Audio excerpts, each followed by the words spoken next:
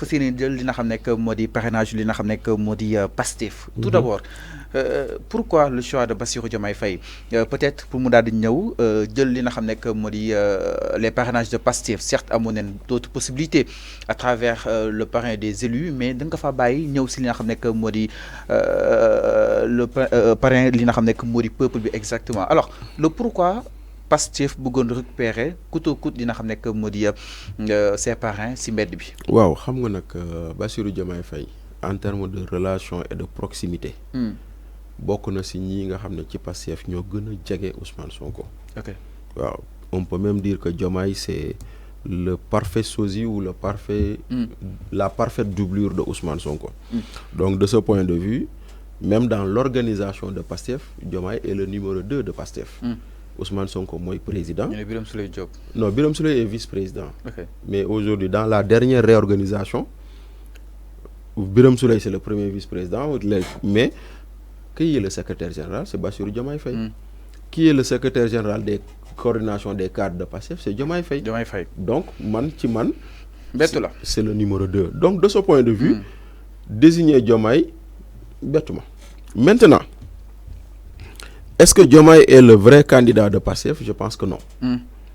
L'autre parce que pour man l'annonce de la candidature de Diomaye ñett mbir ko taxone job. Premièrement dimanche lañ ko def je crois alors que le vendredi la am ñaari défaite yo xamné Ousmane Sonko am nako à la Cour suprême et à la Cour de justice de la CEDEAO. Parce que vendredi le verdict bi génn cassé la décision de Sabassi Faye. Le même vendredi à la CEDEAO ñu dem fofu ñom ñu dem clamer état du Sénégal CEDEAO ne len lepp lu ngeen fi indi am ngeen droit indi nga ko fi waye lepp lu ñu len tek amul dara lu ci jàddu yoon. Aucun de vos droits n'a été violé. Donc il fallait éteindre ce feu. CEDEAO aussi ñu ko don xaar ci radiation bi. Mais non, mais CEDEAO bi il y a un principe en droit qu'on appelle principe de subsidiarité. Moy manam dossier bo xamné il est pendant dans une juridiction keneen du ci addu. Keneen du ci addu. CEDEAO lan la len wax ci radiation bi mënuma ci atteindre ndaxte ñu ngi koy atté sen tribunaux yi té pareeguñu. Mais yeneen yu ci des yépp attu na ci. Dissolution Pastef bi, la violation de ses droits, xagn ko élection yi lool non yépp tontu na ci. Donc voilà ce qui s'est passé. Donc il fallait éteindre ça. Muy ben. Donc deuxièmement, les militants Pastef étaient gagnés par la lassitude et l'inquiétude. Té lool mom ça se voit. Ñu bari commencé won nañ décourager. Donc il fallait remobiliser, il fallait dundalat espoir bi ak yoy nonu. Donc en disant on fait le parrainage, boko sétlo gis nga engouement bu mu andal. Il y a eu un engouement très important depuis que ñu né Bassirou Diomaye. Mais troisième chose, bari na tay ji ay opposants yo xamné ils nourrissent secrètement l'idée de voir aucun candidat de Pastef dial pour que ñu mëna for électorat Pastef. Kon nak ñett ñooñu non yépp. Donc mouvement bobu di fit. Mais xaaral ba ma ñëw ci fit nañ continuer. Mais ñett yoyu non yépp. C'est la loolu yëpp ngay gis dans le choix de Diomaye moo di ñett yooyu yëpp da ko fay tey ji décision CEDEAO bi kenn waxatu si la xew Cour suprême kenn waxatu si opposants yi doon xëpp di yuuxu ni gisoo dal nañ bañ ne Diomaye mooy candidat Pastef léegi nag maintenant qu'est-ce qui se passe ñoom ñoo trahir seen bopp si seen wax parce que quand moi je dis Diomaye n'est pas le vrai candidat est-ce que je m'interroge est-ce que Diomaye est le vrai candidat boo xoolee le communiqué qui annonce Diomaye dañoo ne Diomaye day dem jël parrainage citoyen ñoom am nañ ay député pour parrainer un autre ñoo ko bind ñu ne déetawaay pour 2 personnes sax parce que justement voilà justement nga jóge ko foofu Guy Marius Sagna dem taxaw assemblée nationale ñëpp di ko gis mu ne Ousmane Sonko reste notre candidat Dame Mbodj taxaw mu ne Bassirou Diomaye n'est pas le plan B benn plan la ñu am muy plan Ousmane Sonko. Mais le candidat parraineur Bassirou Diomaye Faye c'est le candidat parraineur. Oui. Mais candidat à la candidature de 2024 ñoom Ousmane Sonko. Voilà donc kon nag c'est-à-dire que bu boobaa. Poser la question en termes est-ce que Diomaye est candidat c'est même superfétatoire parce que ñoom seen biir ñoo wax ni du seen candidat. Est-ce que nekk stratégie peut-être pour ñu bañ a enclencher dossier yi nga xam ni itam dafa ñeel jëm si Bassirou Diomaye Faye. Non mais dossier Bassirou Diomaye Faye mënoo ko fi enclencher fii ak élection ba àtte ko ba mu jeex ba teg ko ay daan mënul nekk Parce que le temps de programmer le procès, d'aller en première instance, d'aller en deuxième instance, d'aller en cassation avec les délais, c'est des délais prévus par la loi. Ok. Mënul nekk fi ak élection yi. Kon c'est pas un problème de lii la wala la mais lu mu si mënti am daal nañ xam ni ñoom Ousmane Sonko ak ay ñoñam ñoo ñu wax ni Bassirou Diomaye Faye du seen candidat parce que ñoo ko bind seen communiqué. ñoo dem toog seen i télé ak seen rajo Dame Mbodj.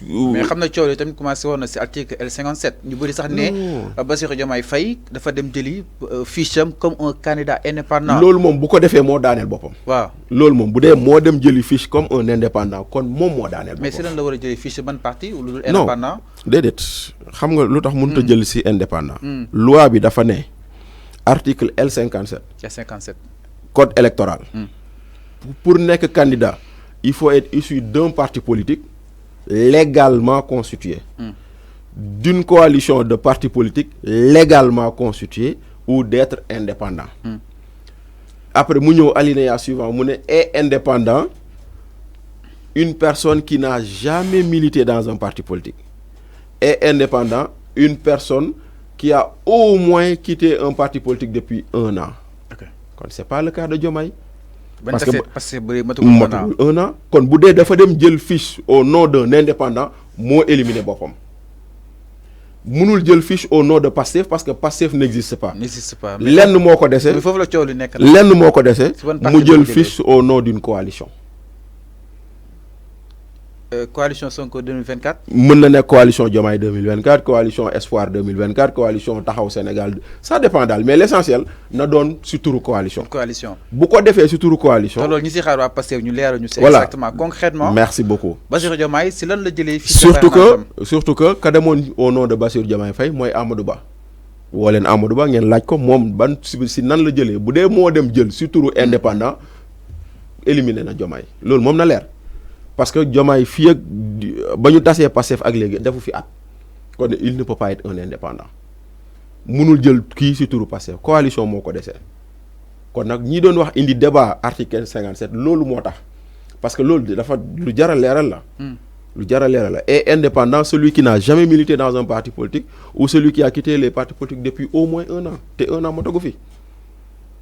kon foofu la mbir mi nekk sans compter que nag am na ñeneen ñi nekk fi sax di poser un débat beaucoup plus profond en disant ñii nga xam ne Pastef lañ bokk ñu tas seen parti pour activité terroriste est-ce que ñooñu war nañ leen bàyyi ñu dem élection am na ñuy wax loolu mais quand tu restes sur la loi sur l'article L57 bu fekkente ne parce que je pose toujours je suis dans des suppositions et des conditions si Diomaye a pris la fiche de parrainage avec l'identité indépendante il s'est éliminé tout seul. Alors peut-être beaucoup plus profond ñu gis ni Cheikh Tidiane Dièye dem na seeti Ousmane Sonko mais à la veille mu démarré li nga xam ne que moo di campagne de parrainage am si numéro li nga xam ne que moo di 116 ñu bëri jàpp ni c'est une autre stratégie parce que moom temps yële waxoon na ni day dem ranger aussi Ousmane Sonko exactement renoncé na sursoir na sa candidature dem seeti Ousmane Sonko ñu gisaat ko mu démarré dina xam ne que moo di ses parrainage lan la bëgg wax foofu concrètement. non mais parce que El Malick Ndiaye xamuñu si ban la jëlee parrainage am. Birame Souleye Diop xamuñu fan la jëlee parrainage am ma xam candidat indépendant et tant d'autres peut-être Cheikh Tidiane Dièye dina si mën a sauver wu parce que dafa dem comme parti naataange. non man mooy lu may wax daal moo di nii xam nga tey jii nii ñoom lu ñuy def lépp ñu ngi si ay stratégie mais toujours lu may wax moo di nii stratégie ban moo ci baax. On ne connaît la bonne stratégie qu'à l'évaluation ndaxte tey jii booy teg pexe pour dem bëri ji. bu làmb ji jeexul munoo xam ndax pexe yu nga tegoon baax na. donc nangul nañ leen ñu dem seen ay stratégie gisoon nañ ni Cheikh Tidiane Dièye moo newoon moom taxaw na pour jàppale Ousmane Sonko. tey jii moo taxaw lancer parrainage après ba mu demee seeti Ousmane Sonko.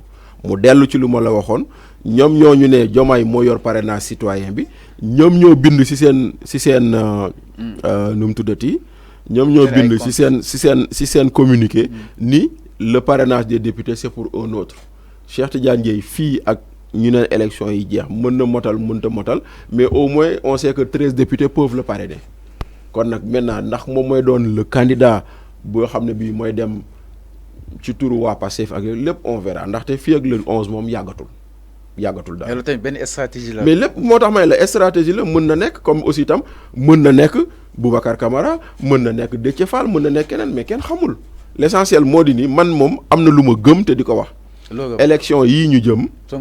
Sonko du ci bokk. Mais Sonko il va y jouer un rôle important. Élection yi ñu jëm non élection yi ñu jëm Sonko moo ko poñe. Xam nga nu mu ko poñe. Fu mu toog foofu dans sa prison en prison là fu mu toog foofu ku mu joxoñ tu risques d'être roi ou faiseur de roi. Loolu moom mooy lu am. C'est la réalité. Mais engouement bi ñu gis parrainage exactement. Bon ban engouement parce que xam nga en réalité aussi il faut faire attention. Xam nga lu tax mais gis na li xew. xaaral ma wax la lu tax ma ne. c'est à saluer mille fois. xaaral ma wax la lu tax xaaral lu tax ma wax la il faut faire attention. OK xam nga yéen ay journalistes ngeen yéen fee ngeen war a xool. waaw fee. waaw léegi yow journaliste est-ce que jóg nga def reportage ba gis engouement lu dul di ñoom ñoo def seen ay photo dugal. Si ay page ngeen gis ko jàpp ni engouement la ñoom ils sont dans la propagande est-ce que li ñuy wane noonu est-ce que ça se passe réellement sur le terrain comme ça man maa ngi si dëkk bi maa ngi wër néew ma amul. weddiw ma ko mais Bachir loolu am si marché yi. non xala néew ma amul weddiw ma ko mais man gisuma ko maintenant nag nangul naa leen ni am na engouement nañ leen nangul ni am na engouement amul problème mais problème bi mooy gis nga dajale loolu. C'est pas un problème.